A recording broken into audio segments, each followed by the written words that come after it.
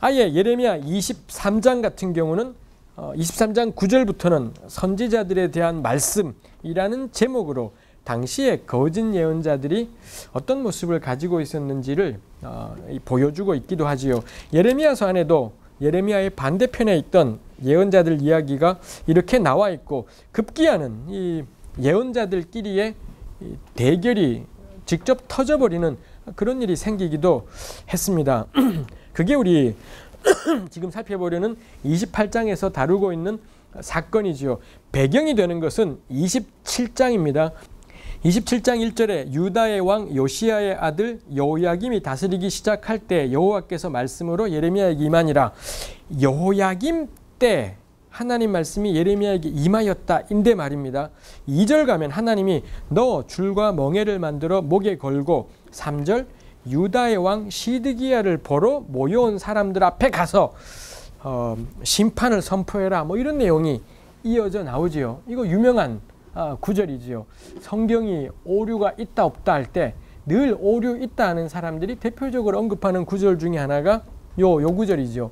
분명히 시드기야가 배경이에요. 시드기야 때의 일인 거고, 실제로 3절부터 시드기야가 나오지만 근데 1절은 여호야김이라고 되어 있는 겁니다. 그래서 우리 개역 성경은 밑에 나나줄을 달고 시드기야라고 이렇게 제안하고 고쳐두고 있기도 하고, 꽤 많은 영어 번역들은 아예 27장 1절에 시드기야라고 그렇게 본문에 선택을 해서 번역을 하기도 해요. 문제는 히브리어 본문은 분명히 여호야김으로 되어 있다라는 게 문제이지요. 이거 참 풀기 어려운 일일 것 같아요. 글쎄요, 하여튼 참 풀기 어려운 일일 것 같습니다. 기본적인 배경은 시드기야 시대이죠. 시드기야 시대 때 에돔, 모압, 암몬을 비롯한 이런 왕들이 옹기종기 모여서는 시드기야와 함께 힘을 모아서는 우리 한번 바벨론과 싸워보자, 우리 단결해서 동맹 맺어서 바벨론에 맞서보자라는 그런 회의들을 하는 겁니다. 그 자리에 예레미야가 목에 멍에를 메고, 아마 나무로 된 멍에였을 것 같습니다. 멍에를 메고는 거기 가서 예레미야가 하나님 말씀이라고 전하는 것이, 내가 이렇게 한 것처럼 너희도 바벨론의 멍에를 메라, 즉 바벨론에게, 느부갓네살에게 항복해라 라고 전하는 겁니다. 그렇게 항복하지 않으면 멸망하는 그날까지 내가 칼과 기근과 전염병을 너희에게 보내겠다. 이렇게 예레미야가 시드기야와 왕들이 모인 자리에 가서 다가올 심판을 선포하면서 내가 멍에를 맨 것처럼 너네도 바벨론 왕의 멍에를 메라, 즉 항복해라 라고 예레미야가 이 말씀을 선포했던 것이었습니다. 이렇게 예레미야가 말씀을 선포하면서 멍에를 매는 일종의 예언자의 상징 행위를 한 거죠. 예언자들은 이런 거 곧잘 하지 않습니까? 이사야는 3년간 벗은 몸과 벗은 발로 다니는 그런 행동을 하기도 했고요. 예언자의 상징 행위가 가장 센 게 에스겔이죠. 에스겔은 머리에 터럭을 3분의 1만 깎기도 하고, 왼쪽으로 누워 며칠, 오른쪽으로 누워 며칠, 이렇게 누워 있기도 하고, 다 전부 예언자의 상징 행위이겠습니다. 예언자들은 메시지뿐 아니라 상징적인 어떤 행동을 통해서도 전하는 것이 있었던 것이지요. 요렇게 선포했던 것이었던 거고요. 그러자 28장, 그해 곧 유다왕 시드기야가 다스리기 시작한 지 4년 5째 되던 때 기브온 아수르의 아들 선지자 하나냐가 여호와의 성전에서 제사장과 모든 백성이 보는 앞에서 내게 말하여 이르되, 하나냐라는 예언자가 등장한 겁니다. 성전에서 제사장과 백성들이 모두 모였다. 무슨 절기나 특별한 날이었던 거겠죠. 모두가 보고 있고 예레미야도 있습니다. 근데 그 자리에서 하나냐가 이런 말씀을 하는 거죠. 2절, 만군의 여호와 이스라엘의 하나님이 이같이 일러 말씀하시기를 내가 바벨론의 왕의 멍에를 꺾었느니라 라고 선포하는 겁니다. 만군의 여호와 이스라엘의 하나님이 이같이 일러 말씀하시되, 이런 표현들, 여호와께서 이같이 이르시되 라는 것은 구약의 예언자들이 이제부터 내가 하는 말은 내가 하는 말이 아니라 하나님이 하는 말입니다 라고 표현할 때 이런 형식적인 표현을 쓴 거지요. 여호와께서 이같이 이르시되, 그럼 그 다음부터는 직접 인용. 우리 왜 이중 따옴표 있지 않습니까? 6699 이중 따옴표가 나오면서 그 다음에 나오는 나라는 1인칭 단어는 예언자인 것이 아니라 예언자를 통해 말씀하시는 하나님 그분이지요. 그래서 2절에 여호와께서 이같이 이르시며 말씀하시기를 내가 그 나는 하나님이 마치 친히 말씀하시는 것처럼 하나님의 1인칭으로 예언자가 선포하는 겁니다. 그래서 고대 이스라엘은 여호와께서 이같이 이르시되 그러면은 이 하나님의 말씀이 직접 대언된다라고 그렇게 생각을 한 거죠. 이런 자기의 말의 권위가 하나님께로부터 직접 온 거다라는 걸 표시하는 말을 하더니 하나님께서 바벨론의 멍에를 꺾었다. 그리고 3절에는 느부갓네살이 여기서 빼앗아간 여호와의 성전 기구를 2년 내로 다시 돌아오게 하실 거다. 이런 말씀. 그 다음에 4절 끌려갔던 포로들도 다 돌아오게 될 거다라고 하나님의 이름으로 하나냐가 예언을 선포한 것입니다. 그리고 4절 마지막에 여호와의 말씀이니라 다시 되어 있죠. 시작하면서 여호와께서 이같이 이르시되 뭐라 회복된다 돌아온다. 마지막에 다시 여호와의 말씀 해서는 깔끔하게 여호와의 말씀으로 시작해서 여호와의 말씀으로 끝나게 하나냐가 선포를 한 거죠. 문제는 예레미야가 하나님의 이름으로 선포한 것하고 내용이 정반대라는 겁니다. 예레미야는 목에 멍에 매고 항복해라, 다 끌려가라. 안 그러면은 우리 몇 년 전에 성전 기구들을 꽤 많이 뺏겼는데 남아있는 것마저 전부 다 빼앗기게 될 거다. 그러니 까불지 말고 순순히 항복해라. 이렇게 예레미야는 하나님의 이름으로 전했는데 같은 시기에 하나님의 이름으로 다른 사역자는 정반대되는 내용의 예언 말씀을 선포한 상황이지요. 예언자가 두 사람이 등장해서는 하나님의 이름으로 정반대되는 내용을 선포한 것입니다. 이런 경우에 우리가 어떻게 누가 진짜인지를 구별할 수 있을까라는 이 참 예언자와 거짓 예언자를 어떻게 구별하느냐라는 굉장히 쉽지 않은 문제가 있지요. 우리 구약성경 전체 안에 이 주제가 나오지요. 그래서 이 참 예언자와 거짓 예언자가 동시에 등장해서 반대되는 이야기하는 맥락들이 여기 말고도 몇 군데가 있지요. 참 예언자와 거짓 예언자를 구별하는 가장 기본적인 원칙은 우리 신명기 18장 21절 22절에 보면 증험과 성취예요. 누군가가 여호와의 이름으로 말한 일에 증험도 없고 성취도 없으면 이는 여호와께서 말씀하신 것이 아니요 그 선지자가 제 마음대로 한 말이다. 그러니 그런 사람은 두려워하지 마라 라고 신명기에 되어 있습니다. 문제는 뭔가요? 증언과 성취, 그가 말했는데 실제 그렇게 된다 안 된다 이게 기준이라는 건데 문제는 이게 된다라고 했지만 가령 하나냐 같은 경우 2년 내로 돌아온다라는 겁니다. 그러면은 2년이 다 차기까지는 하나냐가 진짜인지 가짜인지를 판정할 수가 없어지게 되는 그런 문제가 있게 되죠. 또 다른 문제는 증험과 성취가 없으면 가짜라는 건데 문제는 우리 정경에서 참 예언자라고 분류되지만 성취가 안 된 예언들이 꽤 있다라는 겁니다. 약간 억지스럽지만 요나가 40일이 지나면 망하리라 라고 니느웨에 대해서 예언했지만 망하지 않았지요. 그가 예고했지만 물론 니느웨 사람들의 회개라는 변수가 생겼지만 근데 요나는 회개를 조건으로 달지 않았어요.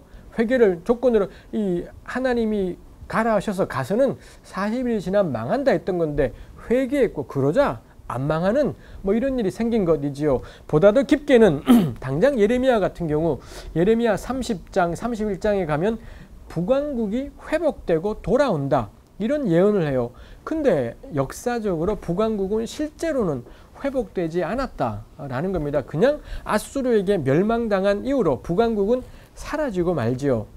그때 끌려가서 산지 사방으로 흩어졌고 그들은 다시 돌아오거나 귀환한 일이 없다라는 점에서 이 예레미야의 북왕국 회복 예언은 명시적으로는 성취되지 않은 예언이라는 것입니다. 그 외에도 이사야든 예레미야든 에스겔이든 바벨론 포로 갔다가 돌아오면 엄청난 영광의 날이 온다.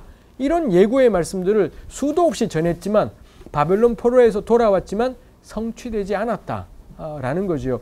엄청난 예언들이 있었는데 그래서 돌아왔는데 돌아오고 보니 삶이 엉망이더라.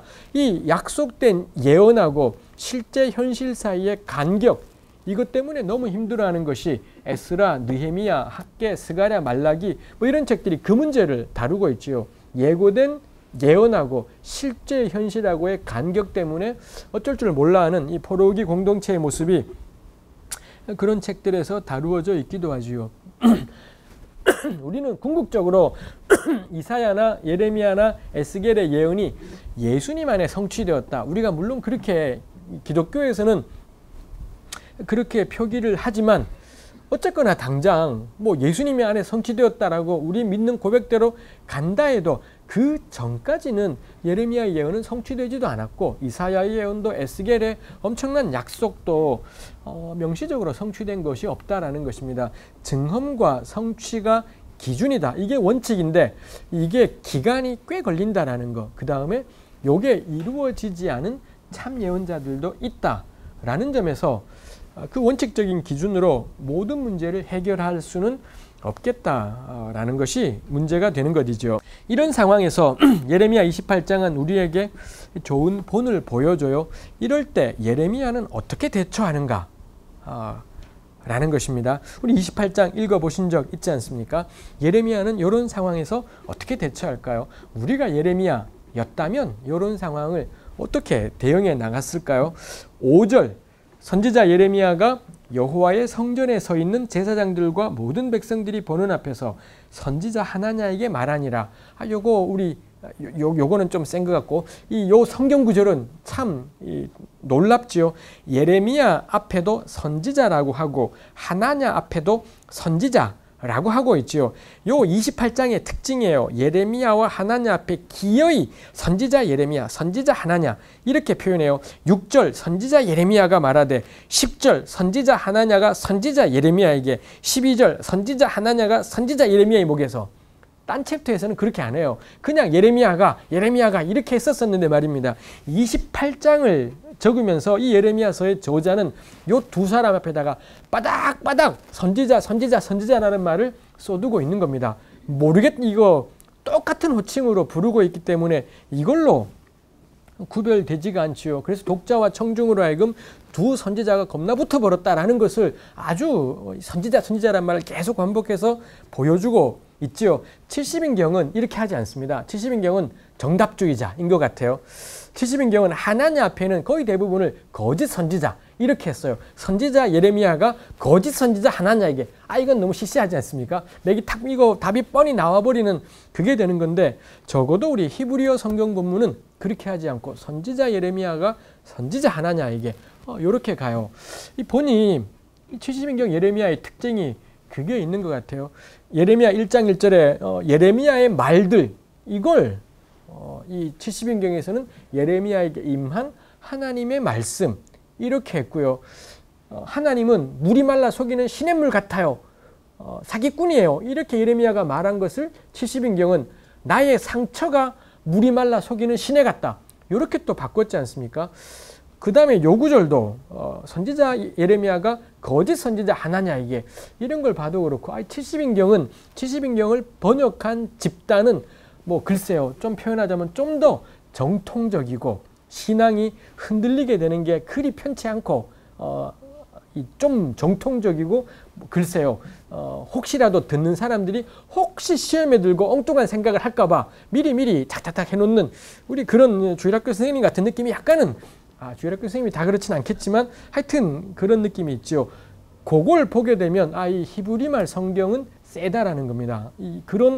그런 이 보완 조치를 해야 될 정도다 싶을 정도로 이 히브리말 성경에서는 세게 되어 있는 것이 있지요. 그 점에서 글쎄요 70인경이 보통 학자들은 70인경 예레미야가 좀 더 오래되고 원래적이다, 오리지널에 좀 더 가깝다 하는데 이런 경향들을 보면 저는 오히려 이 히브리말 성경이 좀 더 원래적이지 않을까. 원래 세게 말하고 그 다음 사람이 방금 우리 목사님이 말씀하신 게 뜻이 그게 아니라 요런 것입니다. 이렇게 다듬어서 이렇게 하는 느낌이 좀 드는 것이 있습니다.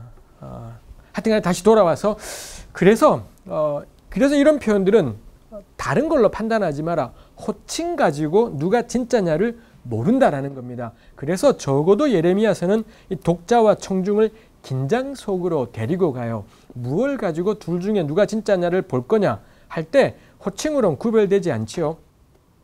6절에 예레미야가 모든 청중들이 보는 앞에서 그러는 겁니다. 아멘.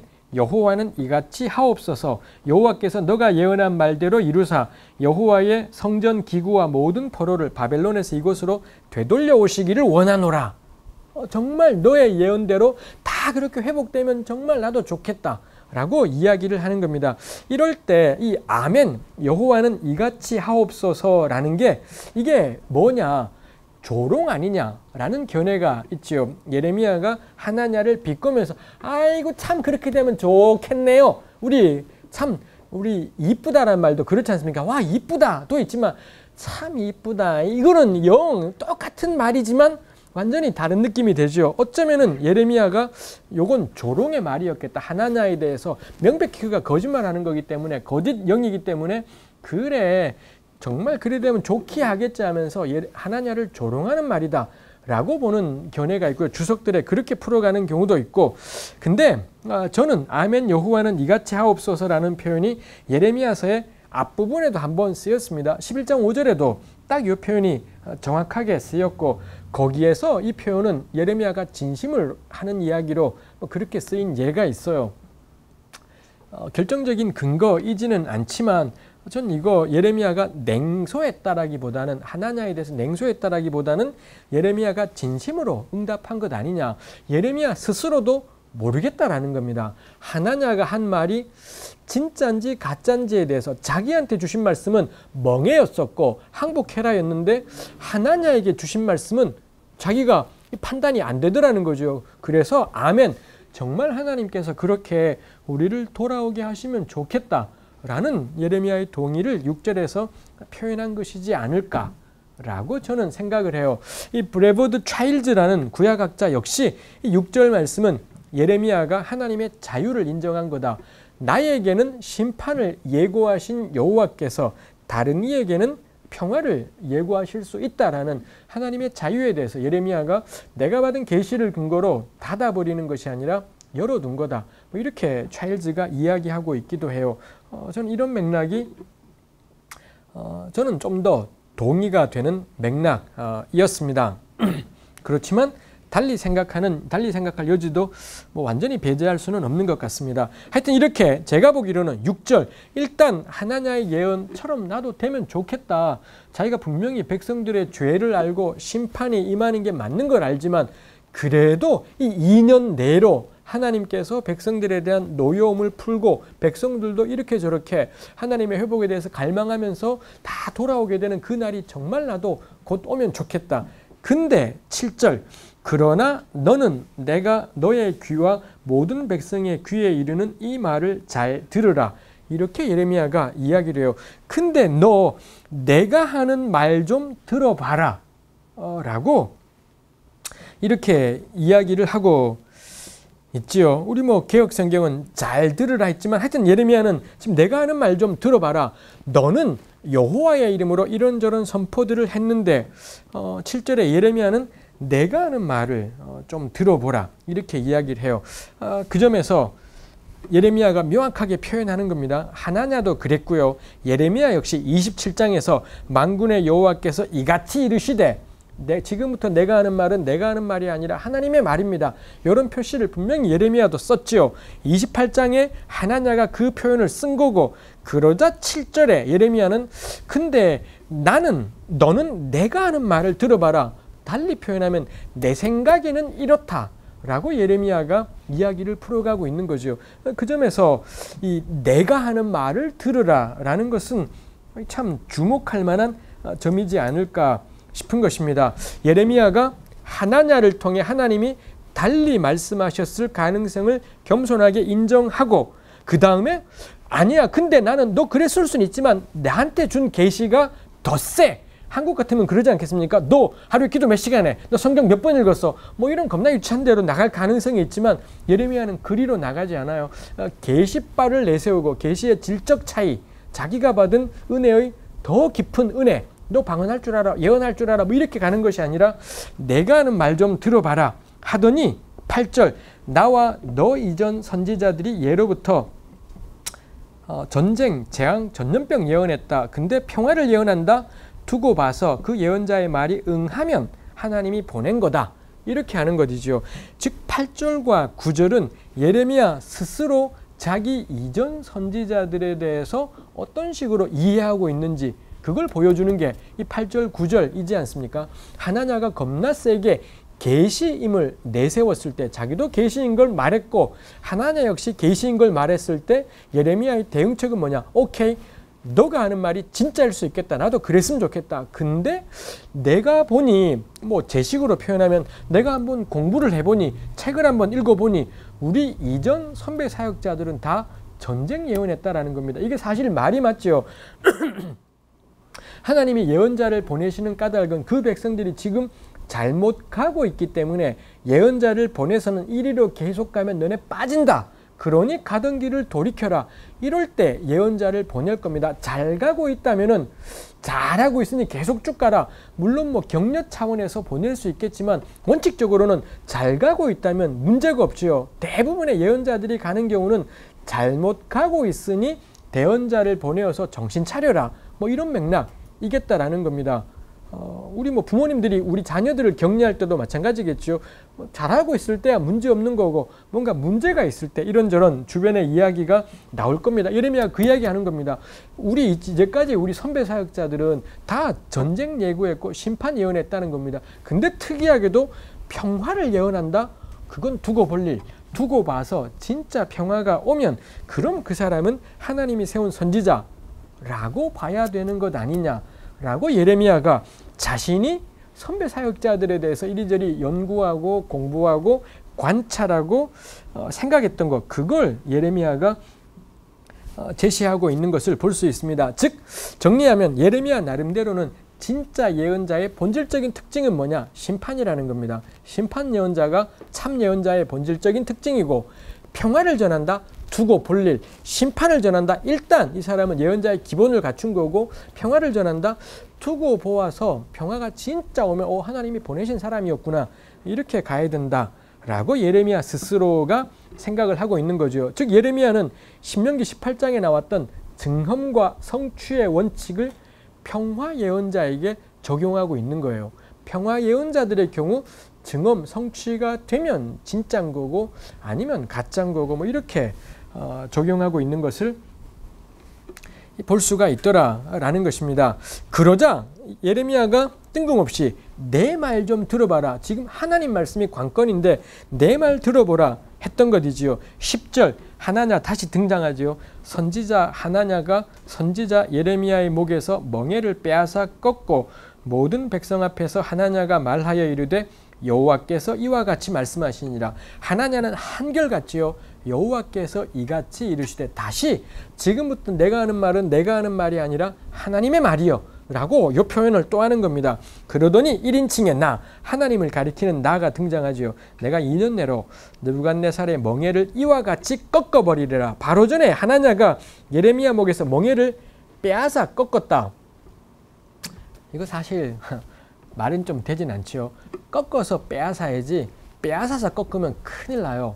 우리 강도들이 와서 꼼짝 말고 손들어. 그럼 그날 장사는 꼬이는 겁니다. 손들고 꼼짝 마! 이랬어야 되지. 꼼짝 말고 손들어 하면 안 되는 것이죠. 여기도 빼앗아 꺾을 수는 없어요. 꺾어서 빼앗았다 일 텐데 글쎄요. 제가 이거 히브리말 확인해 보지 않았습니다만 하여튼 간에 그건 중요한 건 있지 않죠. 저의 쓸데없는 소리였었습니다. 이 하나냐가 이 목에서 멍에를 빼앗아 꺾었다라는 건 이것도 역시 뭐냐? 상징 행위라는 겁니다. 내가 목을 꺾은 게 내 마음대로 꺾은 게 아니라 여호와께서 이같이 느부갓네살의 멍에를 꺾어버리리라. 예레미야가 멍에를 맨 것도 하나님이 명령하신 상징 행위였고 이제 꺾어버리는 것도 하나님의 상징 행위로 행하는 것입니다. 그러자 11절 끝에 선지자 예레미야가 자기의 길을 가니라.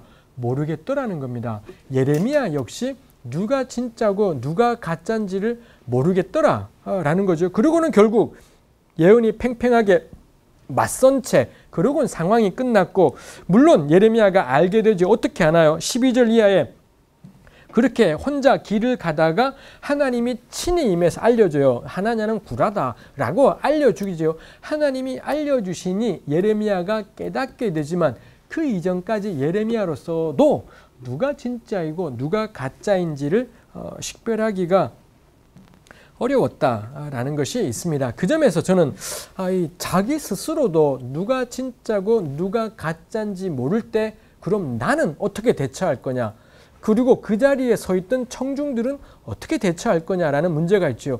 증언과 성취가 참 좋은 원칙이지만 시간이 오래 걸리는 일인 거고, 그때 예레미야가 대응한 방식이 뭐냐, 요거 우리가 저는 배울만 하겠다 싶은 것입니다. 이 하나냐는 첫머리에 만군의 여호와께서 이같이 이르시되 하지 않습니까? 그리고 예레미야는 내가 하는 말 좀 들어라 그래요. 다시 하나냐는 만군의 여호와께서 이같이 이르시되, 즉 하나님이 친히 하시는 말씀이라는 형식이 처음과 끝에 나오고 가운데 있는 게 뭐냐? 내가 하는 말을 들어라. 이거 우리 구약 성경에 흔히 사용되는 이 문학적인 기법이지요. A, B, A 다시 요 프레임인 겁니다. 첫머리에 뭔가가 나오고 다른 건 나오고 다시 첫머리에 나왔던 것이 끝에 나와요. A, B, A 다시 혹은 뭐 A, X, A 다시 요렇게 해서는 요 가운데 있는 것들을 도드라지게 만드는 이런 식의 문학적인 기법, 우리가 이거를 뭐 교차 대꾸다 뭐 이렇게 표현해요. 교차 대꾸가 제일 짧은 게 요 A, X, A 다시인 거고요. 깊어지면 A, B, C, B 다시, A 다시 요렇게 해서는 요 C 부분을 아주 톡 튀어나오게 만드는 뭐 그런 것이 있겠습니다. 어쨌건 그런 점에서는 28장이 하나냐가 주장하는 A와 A 다시 여호와께서 이같이 이르신다가 처음과 끝에 틀을 잡아주고, 가운데 있는 건 뭐냐? 내가 하는 말 좀 들어봐라 가 놓여 있어서 이 가운데를 도드라지게 해주는 맛이 있더라라는 것입니다. 여기서 우리가 배우는 것이 계시와 계시가 맞부닥치게 될 때 계시빨로 승부할 수는 없겠다라는 겁니다. 계시의 질적 차이, 내가 경험한 은혜가 더 센 은혜다. 전 그게 그 문제를 해결하는 길일 것 같지 않더라이지요. 계시가 부닥친 현장에 뜻밖의 예레미야가 대응하는 방식은 너 주장이 맞을 수 있겠다 한 다음에 그 다음에 나오는 게 나는 내 말 좀 들어봐라 하더니 나랑 너 이전에 이랬지 않냐? 이런 이야기. 이거 제가 그래서 표현하기로는 합리적인 사고와 관찰. 이게 예레미야가 뜻밖에도 계시의 충돌을 해결해가는 방식이었다라는 것입니다. 저는 이거 우리가 생각해볼 만하지 않은가 싶은 것입니다. 우리는 저도 역시 목사로서 설교 강단에서 우리가 전하는 말씀이 하나님 말씀이다라는 걸 늘 교우들에게 아주 강하게 이야기하는 것이 있습니다. 전 참 편하지 편한 그런 식의 설교가 저도 그렇게 할 때가 있지만 참 편치는 않다 생각을 해요. 목사라고 해서 하나님 말씀만 전하는 존재다라는 건 정말 동의하기 어렵지요. 그렇지 아니한 이 목사들이 천진데 이 대부분의 목사들이 결국에는 지 생각을 전하는데 자꾸 자기는 성경만 전한다라고 해요. 말이 안 되지요. 그럼 설교 강단에 올라가서 성경 본문만 읽고 내려오냐? 그렇지 않아요. 뭐라 자기의 해석을 전하는데 자기는 성경만 전한다. 이렇게 이 착각을 하는 분들이 있지요. 사실 성경 본문만 읽고 내려가도 하필이면 왜 고주일에 그 본문 성경이 이렇게 양이 많은데 왜 그 본문을 읽었겠습니까? 이유가 있지요. 이유가 있으니 그걸 한 건데 본문만 읽고 내려가도 저는 해석자의 주관이 당연히 거기에 개입되어 있다 생각하는 것입니다. 그러니 설교자는 그거 밝혀라 라는 거예요. 저는 이러이러한 생각이 있어서 오늘은 이 말씀을 함께 읽고 싶습니다. 그러라는 겁니다. 설교할 때도 저는 이 말씀의 의미가 이거라고 생각합니다. 그렇게 하자라는 거죠. 저는 하나님께서 오늘 우리에게 이 말씀을 주신다고 생각합니다.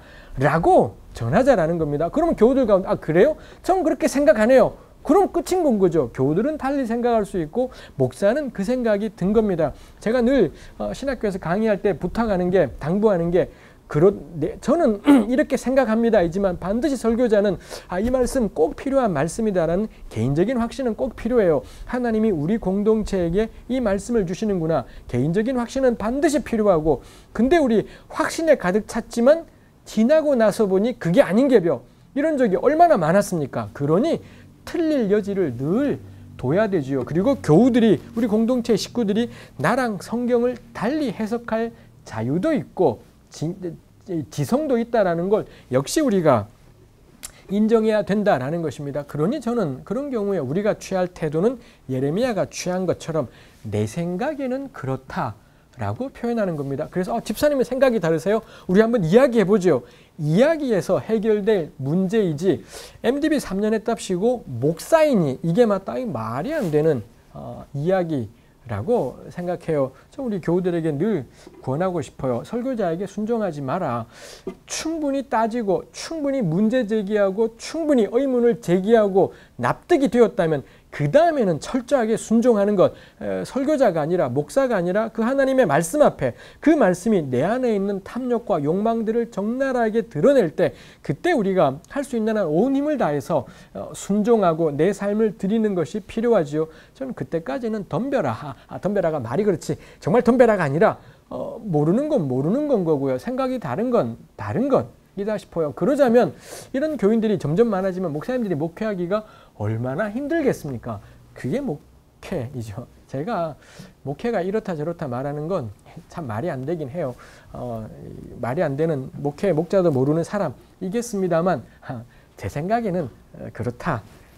바로 저 꼬리 좀 내려야 될 것 같은 일이겠습니다. 우리 교회가 늘 문제가 되는 건 양쪽이 계시를 내세워요. 목사님하고 장로님하고 두 편으로 갈라져 싸우는데 자꾸 자기 쪽이 하나님의 뜻이 거기에 있다 라고 생각들을 하는 것이 있습니다. 문제는 뭔가요? 이게 하나님의 뜻이야 라고 선포하는 순간 내가 물러나면 하나님이 물러나는 게 돼요. 그럼 어떻게 되는가요? 결사항전인 거죠. 하나님은 절대로 물러날 수 없기 때문에 한치도 뒤로 물러나지 못해요. 결국 교회를 박살을 내버리고 쑥밭을 만들어버리는 그런 것이 있지요. 계시 내세우지 말고 내 생각엔 이렇다고 하고 저쪽은 내 생각에는 또 저렇다라고 하는 겁니다. 사람의 생각이 치고받고 싸운다? 그럼 토론하는 거죠. 토론하고 이야기해서 어느 쪽이 좀 더 합당하고 적절할지를 찾아가는 것이 좀 필요하겠다 싶은 것입니다. 그래서 우리 교회 안에 그 점에서 저는 합리적인 사고와 관찰들이 훨씬 더 존중되어야 된다라고 생각을 해요. 그리고 하나님 빨 내세운다라고 해서 하나님의 사람이지 않아요. 만군의 여호와께서 이같이 이르시되 라고 말한다고 해서 그 사람의 영적 권위가 보장이 되느냐? 그렇지 않다라는 것을 우리가 28장에서 볼 수가 있죠. 나는 성경만 말한다 라고 할 때 우리가 반드시 조심해야 될 게 그렇지만 내가 나누는 것은 성경에 대한 한 가지의 해석인 거고 해석은 다양할 수 있다는 것. 오직 성경으로라는 겁나 멋진 구호는 반드시 뒤따라와야 되는 말. 해석의 다양성에 대한 존중. 이게 뒤따라오지 않으면 오직 성경으로라는 구호는 폭력이지요.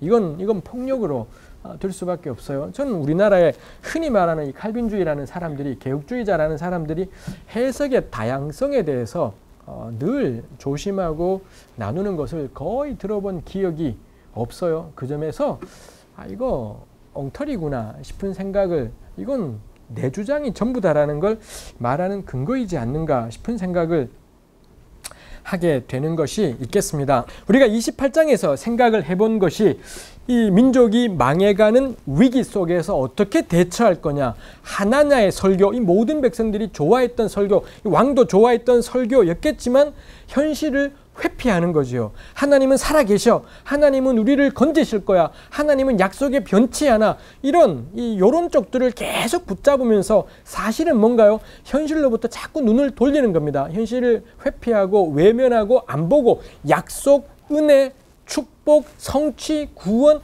계속 그쪽만을 들여다보고 있는 거지요. 우리 어린아이들이 숨막꼭질할 때 머리만 숨기고는 숨었다 하는 그런 5살, 6살만 돼도 그렇게 하지 않아요. 더 어릴 때 그렇게 하겠습니다만 마치 우리가 저는 그러지 않는가 싶은 것이 있죠. 28장이 딱 그런 상황이죠. 하나님의 권위, 계시 이런 것까지 내세우면서 어떻게든 긍정적인 측면만을 보고 밝은 쪽만을 보면서 현실을 넘어가려고 하는 겁니다. 이건 눈 감는 겁니다. 망해가는 배가 지금 침몰해 가는데 이 눈을 감은 채로 이 하나님을 노래하고 있는 그런 상황이 되더라라는 것입니다. 이런 끔찍한 대응이 있는가 하면 또 다른 대응이 있습니다. 그게 우리 34장에서 볼 수 있는 모습이죠. 34장 한번 보시겠습니까? 34장에서 다루고 있는 것은 34장 첫머리에 보시면 바벨론의 느부갓네살 왕이 예루살렘과 그 모든 성읍을 칠 때에, 즉 시드기야 마지막 1년 6개월 동안을 느부갓네살이 쳐들어와서는 예루살렘을 포위했고 바로 함락되진 않았습니다. 예루살렘이 꽤 잘 만들어진 것 같았어요.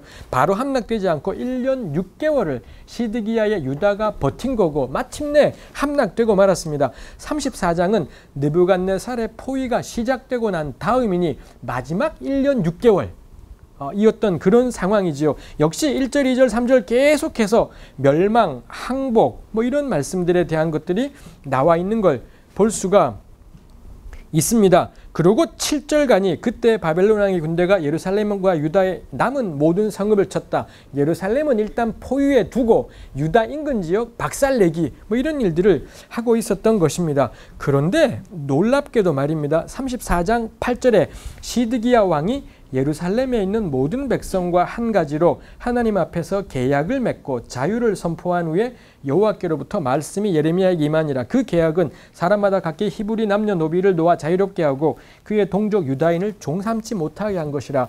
이 마지막 1년 6개월인데 물론 이 등장인물들은 앞으로 자기가 1년 6개월 남았다라는 걸 모르고 있긴 하지만 그야말로 그건 알겠죠. 우리 이제 완전히 기구로 가는구나 알 텐데 뜻밖에도 이 친구들이 시드기야랑 이 백성들이 노예 해방을 단행한 겁니다. 놀랍게도 망해가는 나라인데 이 하나님 앞에서니 예루살렘 성전에 가서 증인들 아마 제사장들 같은 증인을 세우고 한 것이지요. 그러고는 자유를 선포했더라라고 이 말씀이 우리에게 일러주는 것을 볼 수가 있습니다.